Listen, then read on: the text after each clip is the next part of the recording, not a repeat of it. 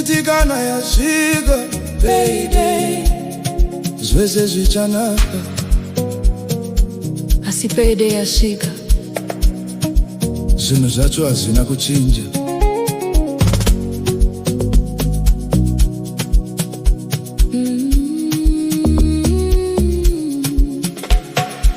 Ndakamirira mwedzi wese,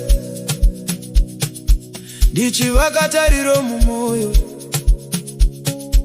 ndichiti vana vachafara, ndichiti zvikwereti zvichapera. Asi maripa yakasvika, yakauya ishoma pane zvandaitarisira.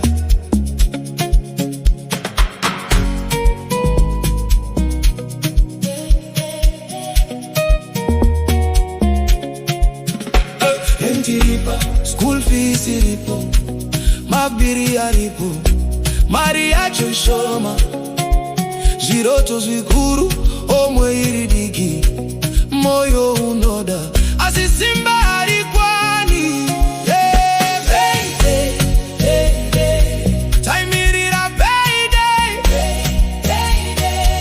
asi hapana chachinja.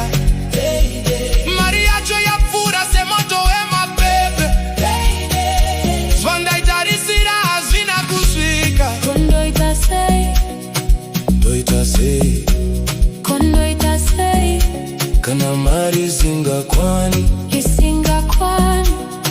tinoshanda asi hatishiki, tinorota asi hatishiki, asi hatishiki. Mai vari kumusha vakamirira, vana vari kuchikoro vakamirira, shamwari dzichiti ndibatsire, asi ndiwo ndakamirira. Ndinovara rimwe gomba, mamwe maviri ovhurika, ndinoseka pamberi pevanhu, asi mukati ndiri kurwadziwa. hazvisi zvekuti handishande, Hazvisi zvekuti handedze, asi mutoro wakakura, kupura zvandinotakura. ndine zviroto, Ndine chido, asi mukana mudiki, uye mari yacho ishoma. Payday, payday, taimirira payday, payday, asi hapana chachinja. payday, Mwedzi wapera ndakamirira, payday. mangwana ndotangazve kurwira. Mwedzi unopera, tinomirira zvakare, Chichivimba kuti rimwe zuva, zvinhu zvichanaka. payday,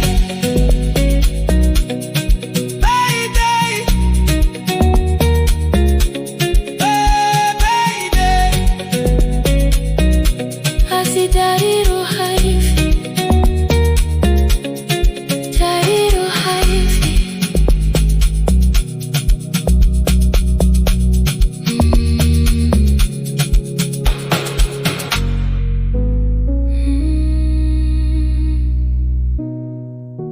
Mm.